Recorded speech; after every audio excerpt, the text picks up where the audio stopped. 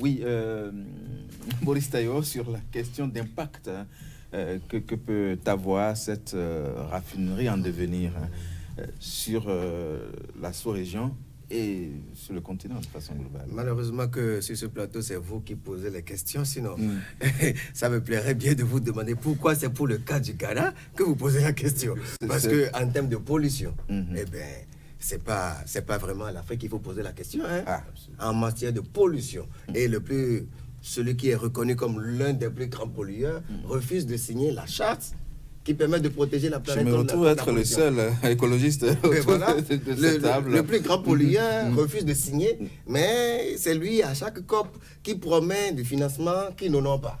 Les États-Unis d'Amérique. Bon, je n'ai pas cité son nom, vous le voyez, vous le voyez déjà. Et du coup, c'est pas quand c'est notre tour qu'on va nous commencer par nous retenir dans des liens religieux. Hein, mais pour ne pas dire même idéologique, comme l'a dit Aimé. Mais en termes d'impact, je pense que nous ne sommes pas les premiers à exporter du pétrole. Vous voyez, nous ne sommes pas les premiers à connaître l'extraction du pétrole, à faire de la raffinerie du pétrole. Ça va coûter moins cher sur le continent, si tout ça est très bien mis en musique. En termes d'impact, vous voyez, l'activité humaine ne manquera pas d'avoir d'impact. Il faudrait s'aligner sur les prix fixés par l'OPEP, c'est ça? Où s'approvisionnent les pays de l'Afrique de l'Ouest ou les pays africains en matière de pétrole. Certains vont ailleurs, certains vont en Algérie, le Bénin, ailleurs par exemple, alors que le Niger en avait ici. Donc, tout dépend. Peut-être qu'on va changer de partenaire. On espère, on verra bien. Oui, non, je pense que forcément, avec tout ceci accompagné d'une bonne gestion, d'une bonne gouvernance, et d'une bonne gouvernance, comme le dit Emel en parlant de gouvernants de meilleure qualité pour l'Afrique, eh bien, forcément, le pétrole, c'est une belle opportunité. Et on connaît des pays qui ont connu leur boom avec le pétrole. Et là, ce n'est pas exclu que l'Afrique puisse connaître un boom économique avec un progrès social. Et on citera peut-être plus tard le cas d'un pays qui, avec une ressource, a pu quand même créer le déclic économique et qui lui a permis quand même d'assurer un mieux-être pour sa population. Oui, ça peut très bien, c'est une belle condition. À condition que la gouvernance soit et que la corruption disparaisse.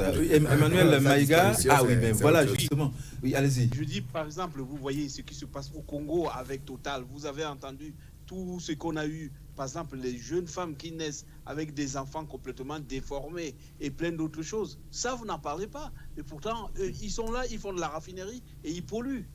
Et des pollutions qui touchent des générations en génération. Je crois que vous l'avez très bien vu, vous trois. Vous connaissez très bien parce que vous connaissez vraiment les informations internationales. Vous avez vu tout ce qui se passe.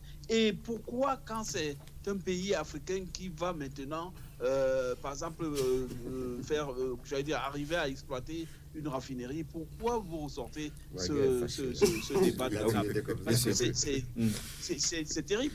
Donc, à croire qu'il y a